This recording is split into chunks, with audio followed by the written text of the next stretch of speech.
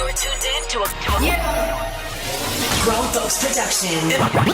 In mix with the Commish, Nate.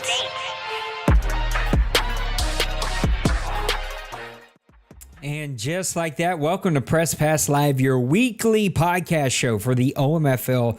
World's longest, oldest online CFM in the whole world. Started in 2001 as a PC league, still going strong today. If you've been here at any time, you've heard all this. I am your host, the founder and the commissioner of the OMFL and of the Grown Folks community. And as always, my buddy that is with me, Mr. Maniac, the founder, commissioner of the Deuce and owner of the Atlanta Falcons here in the OMFL. Oh my goodness, I did that all in one breath. How you doing, Mr. Maniac? Doing wonderful, man. Excited to get in today's show. Got a lot of stuff that we're going to be talking about. Some interesting things. Maniac, we are one subscriber away from 1,000. We are on 999. We need one more, and we finally get 1,000. We need two more to finally break that 1,000 threshold. It's been 4 years, and so we're almost there. The YouTube charts are definitely helping us get there. The vertical streamings are helping us get there. We're trying to pick up our game, okay? There's so much stuff going on in our real life, but we got NCAA dropping. We got Madden 25 news right around the corner. We got new games dropping all the time. So Nate's going to figure out a way to kind of step up this video game here and get out some more news. But the live streams just make things so much easier. I don't have to record something and then edit it and then post. I don't have to do any of that stuff. I can just do a live stream. Maniac, you ready to do some recapping? Let's do some recap. Take it away. Week number 5 here in the OMFL. All right. So there is, as we've always said, there's so many games we could talk about. We could spend all day on a week, or at least I could. But getting into week 5, I'm just gonna kind of give just a couple of games we could look at. We could look at the Bills and the Dolphins, 28-24 victory by Buffalo. That one looked like it was a really good game. Condors and Jacksonville, that was a closer game than I probably would have ever anticipated. Jacksonville's been kind of up and down, Dr. Jekyll, Mr. Hyde type of player. One week he scores 3 points, next week he scores 30 something. So it's you never know what you're gonna get. It's like a box of chocolates or something. But the Jets and Titans, this one was a sim, so we're not gonna mention that one. Another one would have been Tampa Bay and Carolina. Both these guys play tremendously well, no matter what their record is or what they feel like it's going to be. Because if you talk to them, they got the worst team in the OMFL. But these guys, man, they put up points week in, week out. The game that I want to focus on though is talking about the Desperados and the Arizona Cardinals. Desperados, little Koch, and then we got the Cardinals with Mr. Joker. Both these guys are having pretty decent seasons right now. I think up until this point, I believe San Antonio was undefeated, or maybe this is the week after they got knocked off. But both guys are playing really good ball right now in the OMFL. So looking at some of the stats, breaking down the both offenses had a decent day this game. 418 yards on offense for the Cardinals, 250 for the Desperados, 104 yards rushing, 118 for the Cardinals. So both guys had their running attack in this game clicking. Offensive passing yards, Cardinals, they've got the upper hand on that one, 300 yards compared to 146 yards. Both guys were getting first downs. As if you look at the stats, they're 15-21. I think, though, looking at this, really, you got to give a hand to the Cardinals here, even though they didn't come out victorious. They look like they had really good red zone offense.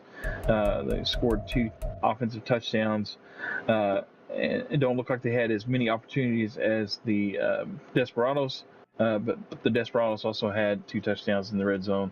Let's look at player stats. Henry having a phenomenal season. He kind of had a letdown last season, but he's kind of come back with a vengeance. 335 yards passing, 2 touchdowns. He did have a pick, and both defenses were getting after the quarterback because both guys were sacked 4 times. 19 of 33, Henry dry stick for the always like have to pause when I see his name. It's just so different. Can we talk about the head on this dude? Look at that thing. That's a noggin right there, bro. Yeah, man, he has got a forehead. He's Mr. That's a Forehead 15 head. 10-gallon hat here in Texas we'd had to feed him with. So, but he had a solid game, but it wasn't like nothing spectacular. It wasn't setting the world on fire.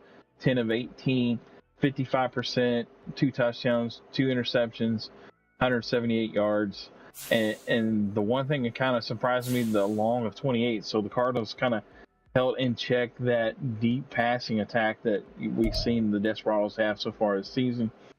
Rushing, Wilkinson, he had 85 for the Cardinals. He had a touchdown. He's having a pretty decent season. The rookie here for the Desperados, Bruce Allen, putting in some work, 18 carries, 71 yards, 3.9 yards carry. So he had to put in some work and get those yards, but did get in the end zone with a touchdown. As you see, there's also some other guys getting in some carries as well. Dwayne Little, this guy, everybody kind of from 2 seasons ago, he set the OMFL world on fire. Everybody put him on their fantasy rosters, and he disappeared last season. But we're seeing him kind of have a resurgence this season right now. And Dwayne Little, 8 catches, 121 yards, and a touchdown. Barkley, I think he's pretty much on everybody's fantasy football roster right now. 4 catches for 93 yards and a touchdown. So putting in some work. Covington is another sneaky guy here for the Cardinals. He had 4 catches, 56 yards. Breaking down the defense just a little bit, we talked about the 4 sacks on both sides of the ball. The sack leader in this game was from the Cardinals, Kilo Jacks. He is a rookie from Louisville, or Louisville, however you want to pronounce that. But it's 2.5 sacks. Definitely getting after the quarterback. Three tackles for loss. So this guy was making his presence known in the backfield. Denzel Ward, not only getting it done in the defensive backfield, but he's also getting in the backfield of the opposition, making a tackle for a loss and a sack. 10 tackles on the day. But all the sacks were kind of spread out. All these guys were getting in on the fun on taking the quarterbacks down in this game. Interceptions. This linebacker for the Cardinals, he's been spectacular since he's brought him in. Eric Curtis, 13 tackles, 3 tackles for a loss, and an interception. Thompson put in an interception as well. And then Mr. Delpit, is that how you say his name? Delpit? I figured he came from LSU, so yeah, Grant I figured Delpit. you know how to Delpit. All right. I think he's from Texas, though. He Delpit dealt it, and he got an interception. And but man, looking at the stats, and I mean, this game was really kind of a good game. I didn't get to tune into it, but it looks like it was just kind of like down to the wire. Both guys getting points. If you look down the breakdown for the quarter, San Antonio jumped out to a 14-0 lead. And then both teams scored in the second. Arizona kind of came back a little bit in the second, held the Desperados to no points in the third. But the Desperados did get that 7 points there in the fourth quarter. And that was probably the deciding factor there. But, man, these guys put on a pretty good show from what it looks like from the stats. Yeah, it was a really, really good game. A couple of good games. Week 5 was scheduling. We could do better. Then we got it going. Oh, yeah, it was a blocked field goal. That's right. We just showed that stat here. So a blocked field goal that led to a touchdown and ended up winning that game. We sort of popped everybody on the behind a little bit in week 6. Much better scheduling. But then we went right back to week number 7, terrible scheduling. I just wish we could get this thing figured out. Week number 6 had a ton of really good games. We could talk about those same Desperados playing to a 34-23 victory over Big Hurt and the Buffalo Bills. We could talk about the Tampa Bay Buccaneers squeezing one out against the Houston Texans late in that game. That was a really fun game. Tennessee with a 1-point victory over Jacksonville. That was a really, really good game. Denver and Detroit playing to just a 1-score game in that one. Baltimore squeezing one out against the Rams, even though I think that might have been a CPU game. I'm not 100% sure on that one. And then the New Orleans and Carolina game. This was an instant classic game. It will be in the files for instant classic. Go back and watch this one. Saints take a late lead. Thought they had this one under control. Bryce Young was hurt. Ends up bringing him back. Saints throw a pick 6, end up losing that game. But I want to talk about Cincinnati and Orlando. This was a really good game where Orlando squeezes out a 27-24 victory with 23 points being scored in the fourth quarter. Lots of passing in this one, 224 yards to 228 yards. The Bengals sort of abandoning, or at least not getting that rushing game that they are normally used to having. Orlando, on the other hand, getting it done with 174 rushing yards, but 3 big-time turnovers for the Cincinnati Bengals. It felt like there was maybe some bad blood after this one. I don't know. You know how things go here in the OMFL. Richardson, 106.5 QBR in this game, 237 passing yards, 2 touchdowns, no interceptions.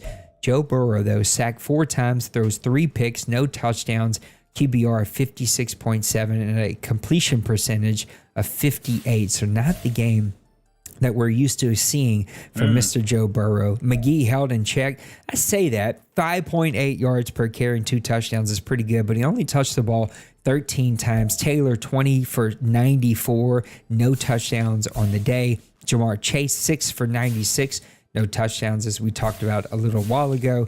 And really that defense there for the Orlando Condors, we'll get it out, doing a great job.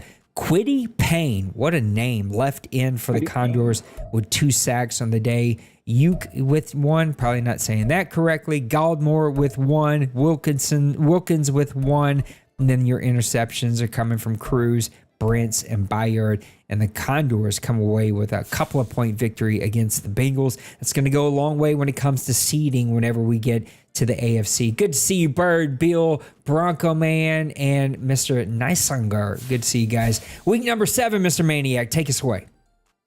All right, week number 7. Man, you better not do it. You better not do it. I won't talk about my game. No, I don't want you to skip your game. You got to talk about your game. Okay, I'll do it.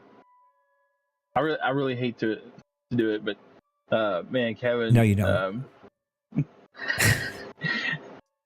Kevin is such a great opponent, man. He's so tough, man. His record shows like he's struggling, but man, his offense is just lights out. This game, both of us, we actually had to start this game over. We got down to the fourth quarter with 2.5 minutes left or something like that left, and the EA servers dropped. We desynced, and we had to play the whole game over because it was only a 7-point game. And so anyway, but this game started out totally opposite from the first game. Tampa Bay jumps out to 21 points pretty much within just 3 plays. It seemed like he's just got such a deep ball going on. But looking at the offensive yards, 435 yards for the Buccaneers, 395 for the Falcons, 121 yards rushing for the Falcons. Again, that's kind of been the bread and butter for the Falcons this season. But the Bucs actually got their rushing game going. First game we started playing, I think he only had 38 yards rushing towards the end of the game. But this game, he finally kind of got figured out and got things rolling in the rushing attack. Offensive passing yards, 320 to 274 for the Falcons. There was definitely a plethora of first downs in this game. 21 for the Falcons, 22 for the Bucs. So who's punting? Nobody was punting. It was just all just offense. Total yards 456 to 476. It was crazy. We only had one turnover in the entire game. Third down conversions, the Bucks got that there. I think I was keeping everything pretty much first, second down. I was getting first down, so I didn't have a whole lot of third downs to try to get in. But man, he was offensive red zone. Falcons 100%. This is where the Falcons have improved this season. The Bucks held him to 50%. Actually had 2 goal line stands in that game for the Falcons, so that was a big difference in this game. Parker Colt, he's back in the graces with me right now. So he's got he had a pretty good game, 18 to 23, 3 touchdowns, no interceptions, 78%. So he was clicking this game. Steve Ryder, the first game we played, we harassed him the whole game. He only had like 100 and something yards passing. He came out with a vengeance in this game, 3 touchdowns, did have the 1 pick. But he was sacked a couple times, and the Falcons were still getting after him. But man, he was making quick and good decisions all game long. Rushing, Sean Tucker getting it done, 18 carries, 107 yards, and a touchdown. Robinson 18, 105, and a touchdown. And of course, you can see the guys getting some backup carries there. Receiving, Drake London finally got going this season. He kind of been left in the dust. 5 receptions, 119 yards, did not get in the end zone. But he had been struggling this season, not really getting much into the offense. But you're looking at the Bucks. Godwin, always one of their top targets for Ryder. 6 catches, 104 yards. Getting his tight end in with 4 for 88. Palmer is so hard to stop as well. The guy's just got speed and just gets past and deep into the back end. 2 touchdowns in this game. Tolbert actually made his presence felt for the Falcons with 2 touchdowns. He was more getting things done in the red zone for the Falcons. Pitts actually had a better game this game than he has all season. 4 catches, 66 yards, and a touchdown. So again, if you look at this right here, obviously the quarterbacks were spreading the ball around because on both sides, multiple guys were getting touches. It wasn't just focusing on one guy. Looking at the defense, Isaiah Simmons, this guy, Kev likes to use him a lot, and he does really well with the safety. 10 tackles. His cornerback, the young guy out of LSU, Andrew Lawrence, 10 tackles as well. In the first game, he actually made a pick, but that didn't count in the second game. But he was still doing a decent job locking down. Carlos Cortez for the Falcons, he actually had 10 tackles. Again, when you see just to make a point here, and you see that the top 3 tacklers on both teams are in the defensive backfield, it means that guys were getting some rushing yards, and that was kind of the case. But Anderson had 1 tackle for a loss, 8 tackles, 1 sack. Looking at the other sack in that game was from Mozzie Smith. So for the Falcons, they were getting after the quarterback, just didn't have all the sack stats here.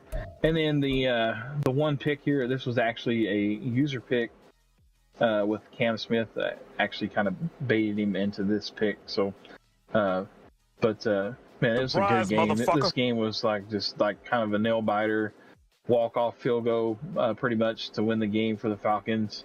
But again, Kev and his record shows, I think they're like 2-5 right now. But man, he played like he was a defending champion in this game, and it was a really good game, right down the wire. It was very entertaining. The other game I was thinking about talking about was the Panthers and the Seahawks. That was kind of the one I was going to look at, but you kind of twist him arm a little bit. So a lot of good games though here in week number 7. You could also talk about San Antonio and Pittsburgh, 32-30. Miami 24, New York Giants 31. Giants kind of keep things rolling. Vegas with another big win over the Kansas City Chiefs. A couple of good games. That Carolina-Seattle game, I didn't get to watch this one. I just caught it at the very end. That was a really, really good game between those two guys. We have no OMFL news, but what we do have is taking a look at week number 8, 9, and 10. I don't know why I've got the yawns. They just have come out of nowhere. I'm over here battling the yawnsies. Buccaneers, Jaguars, I think that could go a long way in deciding what's going to happen with the Buccaneers season this year. Who else is going to be a really good game? There's some I don't know, questionable games. Chiefs. Listen to me. It's because I was looking at the Chiefs just there. Ravens and Steelers. That's going to be a really good game. If Nipples is around, I know he's out for some time, but if he is around, that should be a really fun game. Bengals, Cardinals, that could go a long way in deciding what happens to the Cardinals season. The Bengals have dropped a couple of games here that we thought that they could win. Jets and Cowboys might be game of the year, or at least one of the contenders. That is going to be a really fun game. And then if that's a contender, then the chicken tender one is the Panthers and Falcons. Another classic game between the Red Falcons and the Carolina Panthers, who are trying to build some momentum and get things going. I think those are some classic games in week number 8. What about week number 9? Week number 9, kind of looking at some divisional games here. Dolphins and the Patriots. I think this one could be a really good one. Law Sniper has kind of seemed to get things rolling a little bit better this season, so I'm so happy for him. The Dolphins, I think they are winless, or they may only have one win, but their record doesn't show. But man, they have been putting up some points with that rookie quarterback. He's got like 15, 18 touchdowns, I think now. So he's just really putting up some stats. So I think that's really going to be a good game. I think this is an intriguing one. Dwayne and the Cowboys with Big Hurt and the Buffalo Bills. Both guys are actually Cowboys fans. I don't know if Big Hurt with coaching, if he's going to be able to play, but this one could be an intriguing one because we've seen from the past both these guys play each other pretty well, pretty evenly matched. Scrolling down, the Cardinals and the 49ers, I think this one could be a really good one. The Cardinals have improved tremendously this season. We talked about already with one that the first games from week 5. If he comes into this game having won the next 2, this one could be really intriguing. And I think just breaking down some of the stats, I think the 49ers, they have the number 1 passing defense right now and the number 4 rushing defense, 5th overall, and the fewest points allowed. But I think one thing that's kind of strange is they only have 7 sacks. So again, this is kind of one of those games that it could go either way, but definitely one to watch. And I will give this one another one too. The Steelers and the Bengals. I think this one, I don't want to call it like a grudge match, but these guys just kind of they play each other really close. It seems like every time you see a score from the Steelers and the Bengals, it's always like a 34-31 or a 24-21 type game. So again, this one's one to check out because it definitely could be an exciting one to watch. I agree with all those. Let's take a quick look at week number 10 as we wrap things up. Saints and Bucks, hopefully that'll be a fun one. I don't know. My team is all over the place and have no clue what to expect out of that game. Giants and Cowboys. Giants are having a really good season. See Murder, Colin, he has built such a great team. It's going to be running up against the buzzsaw this entire Madden cycle, but a team that we're still waiting for him to get to the big game this cycle. I think he can. I want him to. But the Giants are going to be quite the test for each other. Chargers and Bengals, that's going to be a really fun game between two guys that just have weapons all over the place. Cardinals and Seahawks, you were talking about those Cardinals, man. They have quite the stretch here. 49ers and Seahawks back-to-back here. Cardinals season can either get fully pumped up and like, wow, look at what this team is doing, or it could get derailed for quite some time there. Titans and Falcons. Penguins is back around. I know he doesn't have the team that he wish he had, but he's going to be running up against the buzzsaw. That should be a fun one. Broncos having a pretty fun season. They're up against San Antonio. That should be a really fun game. And then Condors and Jets, two powerhouses in the AFC for the last two Madden cycles, but definitely this Madden cycle, they're going to be going at it here. And that may go a long way to determining who is that number one seed. And we've seen that become very important in the AFC side. And that is a look at week number 8, 9, and 10 and what's to come. There's no OMFL news today, though, Mr. Maniac, because our buddy had the day off and he is outside doing yard work. And he says, I don't have time for you, Nate. Sorry, no OMFL news. And I said, hey, I don't like your tone. Don't talk to me that way. No, I'm just kidding. We are going to do some Commish Power Rankings. Then we're going to do some shocking stats. I asked each of us to find 2 things that just caught us off guard as we was digging at it. And you mentioned one. I don't know if it's going to be one of yours, but Mr. Duke almost made my list. He came in as a 2B for me because Mr. Duke is having quite the season. I want to unpack my OMFL Commish Power Rankings, but this time I did not have my normal pretty sort of graphic that I have up here. Matter of fact, I'm trying to find it right now, and I can't even find it. Where is it at? We need graphics. Why is it not here? I don't understand what I've done. It's normally right here. Anyway. Oh, is it this one? No, that's not it. Okay, forget about it. A really good job on the graphics, so just throwing that out there. You know, Thank you, buddy. I just didn't have time today. As anybody in the OMFL knows, I have been faced with one of my biggest professional life decisions ever outside of moving to the city of New Orleans, which is probably the hardest decision I've ever had to make in my life. It's not on this profile for some reason. I don't know why. I screwed that up some way, somehow. And anyway, my current organization made their pitch for me to stay today, and so I was super busy. I don't have a graphic to show you, so we're just going to come over here and look at these 2 beautiful faces, and I'm just going to give my OMFL Commish Power Rankings, and the Maniac is going to give me his thoughts. Coming in at number 5 is a team that has been a powerhouse this entire cycle. He overcame, or he benefited from having a great quarterback and then overcame not having a great quarterback as that guy just digressed, and he built a great quarterback. Always plays really great defense. We're talking about your green and whites over in New York, the New York Jets and Mr. Kobe. They're coming in at number 5. I think he's had a spectacular season, but he's got a bit of a roadmap here right in front of him. We looked at it at 8, 9, and 10. He's got some big games coming up. It's going to go a long way to determining the future of what the Jets are going to be in season 110.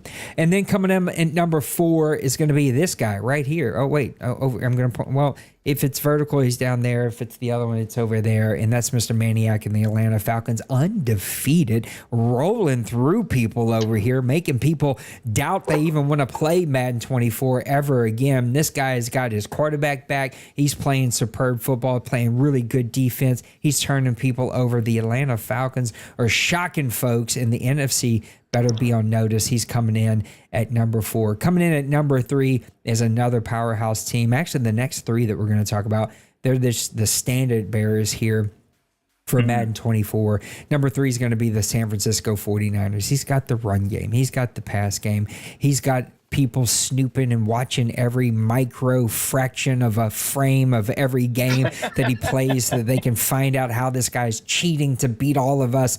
The 49ers are just dominant. He has won multiple time championships this cycle. He's got more championships than I even want to fairly admit this entire career here in the OMFL. The guy is just unbeatable, unstoppable.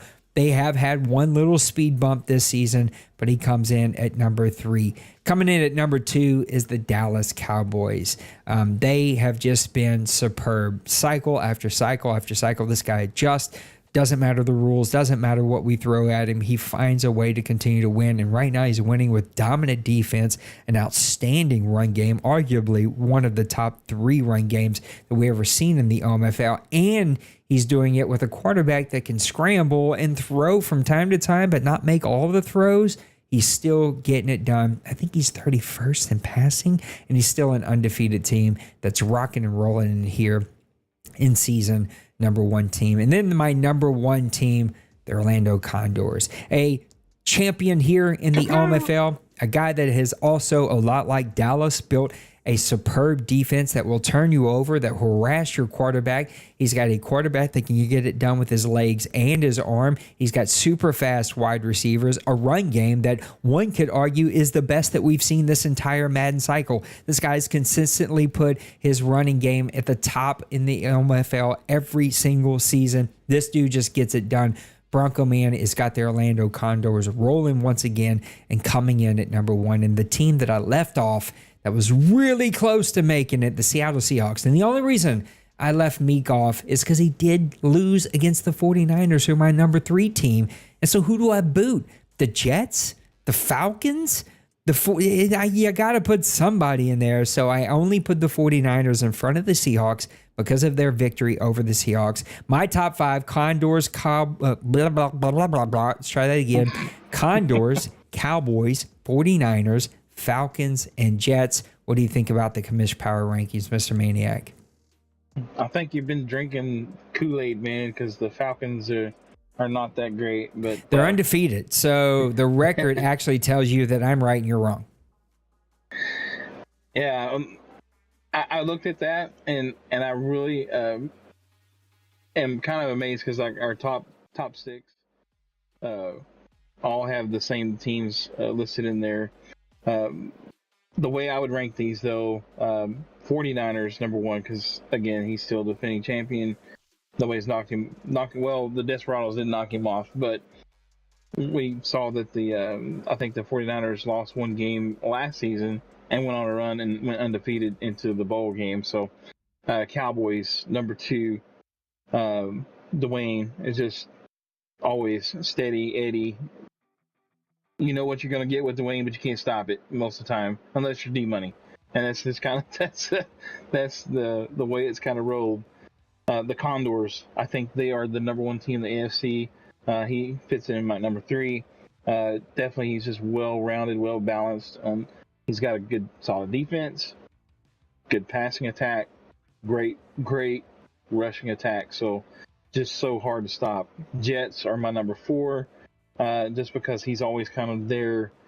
So far this Madden cycle, he's just been right there at the in the championship games, or just right at that almost at that point getting to the bowl game. So he's my number 4, and I put the Seahawks at number 5 over my Falcons, which I put at number 6 because I haven't done anything yet this Madden, so it could be a fluke that I'm 6-0, and but I will say that my Falcons, the thing that has really changed this season is my defense has played a lot better than they have this entire cycle. So that has helped a lot. But I'm fixing to have some teams coming up that's going to be licking their chops and see if they can take out that 6-0 start. So.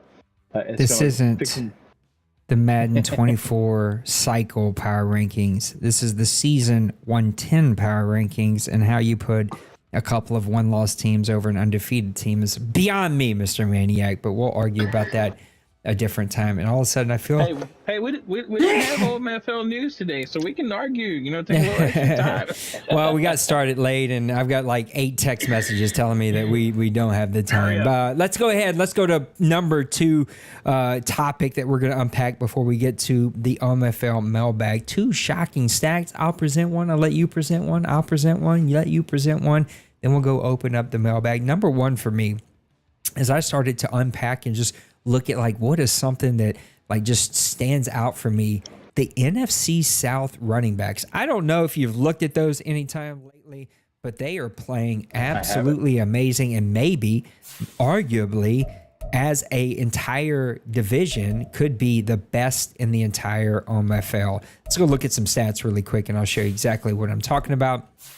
We're gonna get over here to rushing. We're gonna get over here to the entire OMFL. And you can see here, Najee Harris is your number 1 running back. Bijan Robinson is your number 2 running back. 716 for Najee. We'll get it out. 693 for Robinson. And then we've got Miller coming in currently at number 6, but originally when I looked at, or he's coming in at number 5. When I originally looked at this, he was number 4. He's got 633. And I think the only guy not at the top is going to be the Tampa Bay Buccaneers, but he's still not totally far. I think we're going to, right there. Tucker's going to come at 442. He's like 15 to 18 somewhere in there. These NFC South running backs, the top 2 guys, are leading the entire league in yards. All these averages, playing great games, averages per game. 102 for Najee, 115 for Bijan, and then Miller, 90.5.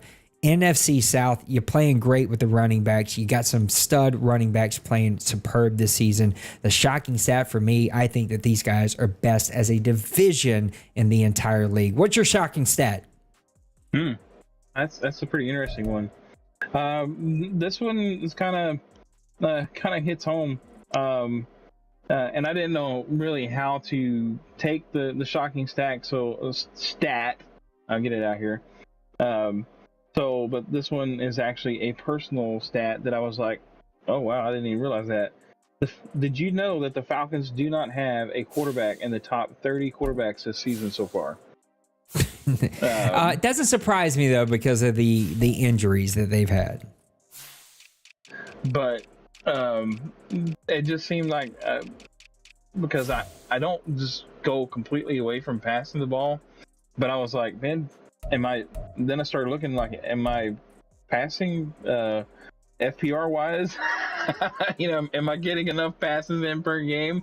Because that just didn't seem right. But even if you were to combine both quarterbacks, I would still be probably like 20. But it just seemed funny because I was all like looking at my stats. It was like your quarterback ranks number 32, and I was like, what? I didn't realize that. So that's just kind of a shocking stat. For me, my second shocking stat, I think shouldn't be that shocking because we've talked about how great they've played this entire cycle, but it's going to be the Cardinals overall coming in as the number 2 offense in the entire league. 2,851 total yards, 2,512 offensive yards, 1,821 passing, 691 rushing. He is playing outstanding. He's got 14 passing touchdowns, 6 rushing touchdowns, and 131 first downs. This Cardinals offense has found their rhythm. He's got playmakers all over the field. Took a step back last season, but he is right back playing great. He's got the stud wide receiver, the stud running back, the stud quarterback, the stud middle linebacker. He's got that team built really well up the middle. The Cardinals will make some noise here in the NFC. Now, he's got a tough run here. That division he's in is not easy, but if he can figure out a way to maneuver through some of those, this offense is clicking, and he's going to continue to win some games. Shocking stat number 2. Shocking stat. I was looking through interception leaders and stuff, and I was looking over team stats, and I was really shocked to find out that the Kansas City Chiefs have 0 interceptions on the season as a defensive unit. I know he's kind of struggled a little bit. I think maybe he was away for a couple games, but that's just really odd that and they're the only one in the OMFL that does not have the interception total to account for their team. Whenever you look at like the stats, the quarterbacks, it seems like we have several that have interception throwing problems. It's just kind of odd that we have a team that does not have an interception stat at all for their defense. That is a shocking stat. That's not something I thought I would ever see here in the OMFL, especially how things are going in this entire Madden cycle. Let's open up the OMFL mailbag, and then we're going to wrap up the show at a pretty decent time today, so I won't get in trouble by the wife. Mr. Dwayne, what have the Falcons done differently this season to get off to such a fast start? I would just let you answer that. Just being more patient with the ball on offense, committing to run the ball no matter what, and my defense, just like I said earlier, my defense is actually stepped up this season.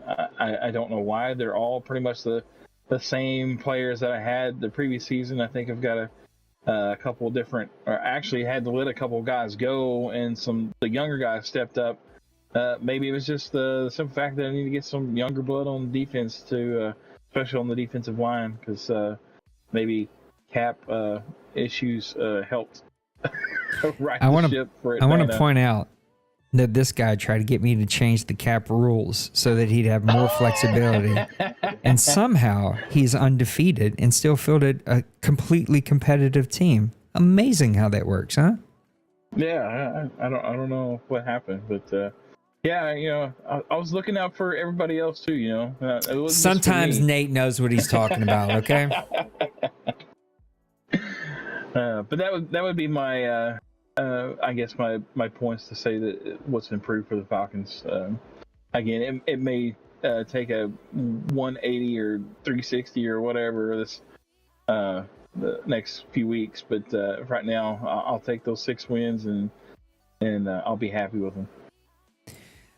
He has a very interesting second question. Do you think offensive line overall matters? Is there a difference, in your opinion, in an 80 overall left tackle and a 90 overall one? I think, I don't know. This is a tough question because I've had this argument within my own head many times this whole Madden cycle. I kind of went in it thinking it didn't matter at all. Just sort of the main stats mattered. I also believe that they've broken those main stats up so much as diluted how to tell a really good offensive lineman from a not one. Like, stop giving me 18 stats to look at to tell if he can block or not. Like, come on, let's just go back old school. Run block, pass block, impact block. That's it. Just give me those. Like, stop with the lead block, the finesse block, the power block, and there's still run block. Like, oh my God, what are we doing? Like, why? We just went complicated for complicated's sake, and it doesn't make any sense. I've sort of slightly changed on that. I still think a majority of the time it doesn't matter because Madden has just decided you're not getting pressure no matter what. Now, if you throw a 50 overall guy out there against a 90 overall guy, you're going to get beat. But most of the time, most of the game, it doesn't matter. I also don't know that it matters a lot when the game decides to give pressure and the pressure comes out of nowhere, because I believe you can have, and I have had, a 99 overall right tackle that gives up 15 sacks a season. Why? Just because the game decided he's too slow to get around the corner on some pass rusher. So I don't know what to think anymore. I think it's complicated for complicated's sake, and it shouldn't be. It doesn't need to be. It needs to be simplified. And Madden, you just need to get back to your roots. Like, give me more engagement stuff, not 18 stats to look at to see if an offensive lineman is any good. Yeah, like you said, this one's kind of hard because I've kind of experienced the same thing where we had a really good right tackle to start the cycle, and it seemed like that he gave up. And we've had problems with getting pass rush in this Madden. I think it's gotten better the last couple of seasons, but man, the first couple of seasons when it was bad and you couldn't generate it hardly, he was giving up sacks like left and right. So I was like, man, and this guy was pretty decently rated, and I was like thinking like, here I'm going to start out the cycle and have a solid offensive line to start off, and he just kept giving up sack after sack after sack. I ended up having to change his position, and he still struggled, so he ended up hitting the street. And but I've had guys that are lower rated, but they also have some decent traits for like strength rating and stuff like that, and they've done pretty well, and you would think like, I'm going to struggle, protecting my quarterback. And prime example right now, I've got a right tackle that's a second-year player.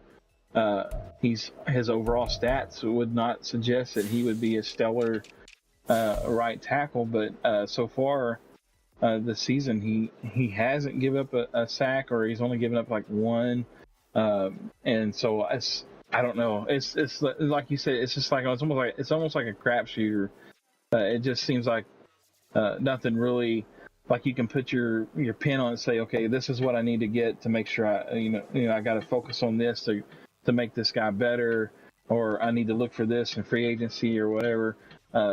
It's just, I don't know. It's really kind of strange how it works. Now, I've heard of crap shoot before, but I'm pretty sure Maniac said crap shooter, and I like that so much better. That's going to be, that's a crap shooter. I just don't know. Maniac, you had the next question. I'm going to let you actually tell us what that question is, and then I'll unpack it for you, and then you can give your answer. Okay. Name a player who you feel has been the MVP so far as we approach the halfway point here in the season. I think you got to talk about Zach Wilson. I'm going to give a couple that make the list, and I'll give mine if I had to pick. Zach Wilson, I mean, he's got 65% completion percentage, 19 touchdowns, which I think put him at the top of the league, or at least very close. Yeah, the second in the league with only 6 interceptions. Zach Wilson getting it done for the New York Jets. Receiving, these are sort of blown out of proportion. Like, I hate seeing Orion Queen with 70 catches already. This guy's going to have 200 catches before the season's over with for 1,069 yards and 10 touchdowns, but he's playing really, really good football. You'd also have to look on the defensive side. If there is anybody that could win MVP from the defensive side, it's Micah Parsons, just every single season. 7.5 sacks. He's getting it done there for the Dallas Cowboys. But my pick, if I had to pick, would be Bijan Robinson, your running back. 101 carries, 693 yards. He's going to be second in the league right now. 6.9 yards per carry, but 9 touchdowns. I think 9 touchdowns will put him first. Oh, no. Geez, I guess I was way wrong about that. Denbrew just hammers his guy from the 1-yard line all the time. There's a couple guys leading, but overall, he's going to be top 2 in yards, top 5 in average, top 7 or 8 here in touchdowns. Bijan Robinson's definitely going to get some votes for player of the year and MVP. Who's your guys? Okay. Looking at this, I really kind of only picked out a couple. And I'll go with my second choice, so that way I can talk about the one I really feel like.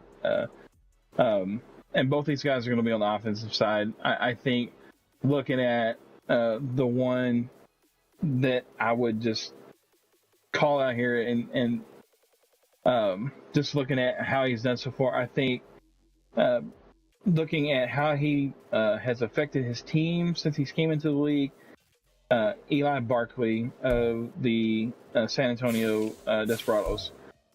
44 catches, 884 yards, 10 touchdowns. I know he's not leading in touchdowns right now, but he's kind of middle of the pack as far as the yardage goes right now. And he's not middle of the pack. He's like top 5 in yardage.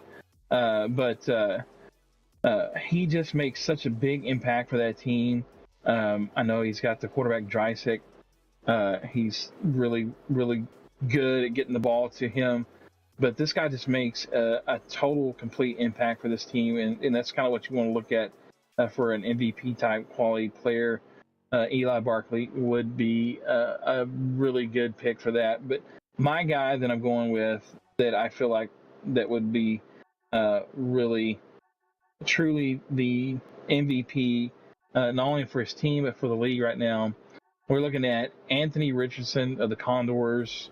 If you look at his stats right now, 17 touchdowns, only 2 picks, a 67 completion percentage. He's attempted 141 passes, 95 completions, only been sacked 6 times. He's got almost 1,400 yards, not quite. He's about needs another 50 yards to get 1,400. But not only does he make an impact to the passing, his rushing attack right now, he's got 14 attempts, 162 yards, 2 touchdowns. He's really, he's kind of that dual quarterback, and dare I say, like in Madden terms, I know in real life he's not, but in the Madden world, he is probably as close as you can get to a Michael Vick type player, like what we've had in the past with I think was it Madden 4 or whatever it was when Vick was on the cover. He's kind of that type of player that can make a big impact with his legs, not only with his legs but with his arm. And I think just looking at Bronco Man has utilized this guy just tremendously in that area as well. Well, that's going to wrap it up, man. Thank you for doing this with us. Thank you for the mailbag questions. It's been a fun show.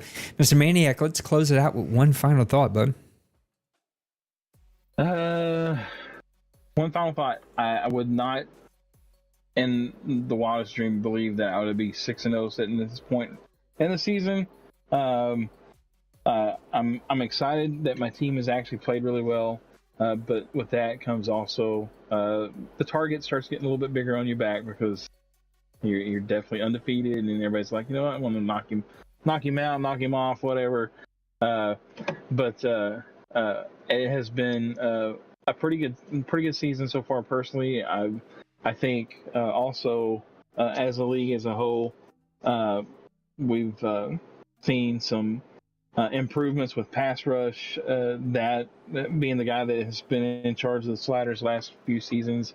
I'm happy about that because I know that is one thing that drives guys bananas when you can't get any kind of rush.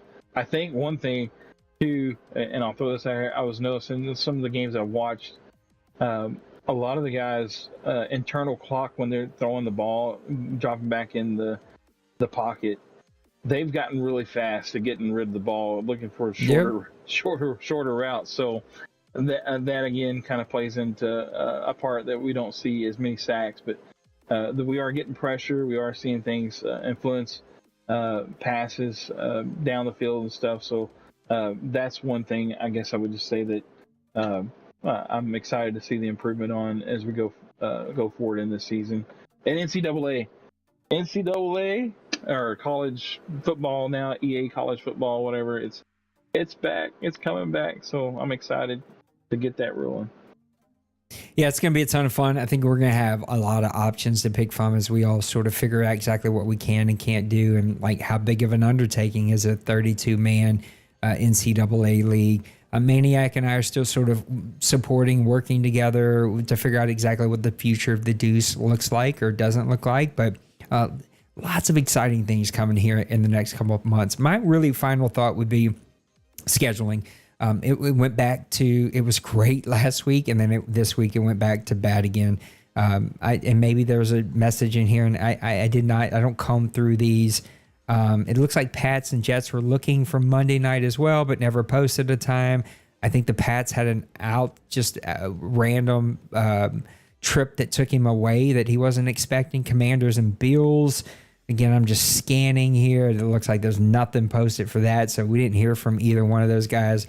Nothing posted. And yeah, let's be better. I'm sick of seeing the posts and hearing about it and getting the DMs about it. Just like, let's finish out strong. Let's have a good time in this last cycle. And I think as we should have a small break between NCAA and the end of this last season. I think I'm going to start an all-pro just for fun, laid back. Like, I ain't doing FPR. I'm not, just for fun league with comp mode, all-pro with very little slider adjustments. Just to see, like, as we get ready for Madden 25, it's just some ideas I have in my head. So, and it looks like I will be having to add a new rule, as there's something in the game that somebody asked me about that I thought they took out of the game. But Maniac, because he falls down deep, dark, ugly holes, he confirmed that it is in the game. You will see this announcement come out later, but just so that you know, you are not allowed to do, is it called Playmaker? I don't even remember what they used to call it, but yeah, where you can actually tell the running back or the closest to the line of scrimmage to go run an opposite route from where they're supposed to be going. Don't do that. Don't do it, friends. It's pretty simple. We want you to run the plays that you call. That's what we want in the OMFL. Call a play, run the play. That's how this is supposed to work. So no, you cannot use Playmaker where you flip the right stick and make one of your receivers. Maniac says the close to the line. I thought it was the one that was highlighted in red, that route that's your hot route. Either way, don't flip the right stick and randomly make up routes and start doing weird stuff. Don't. It's just not how we play ball here. So I will make that announcement. I will see you DMs. Man. Yeah, news break. And Little Koch, this GIF is driving me nuts right now. He put a GIF of some guy twirling a wiener, not that kind of wiener, like an edible wiener, and it's just bothering the hell out of me right now. What's the breaking news? Third quarter, Condors are playing the 49ers right now. It's 28-6 Condors. Wow. With 7:49 left. In the game? The third. Oh, in the third. In the third.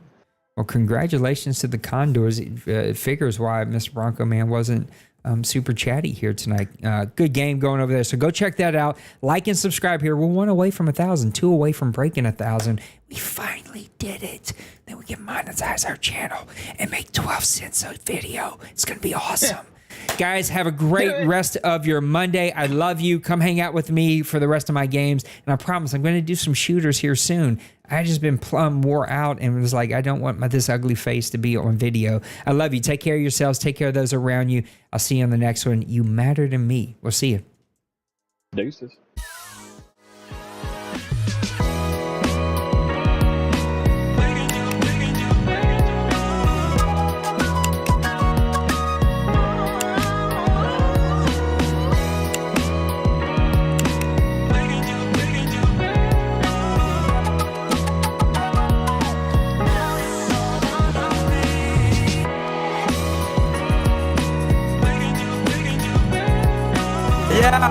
Smash that like and subscribe.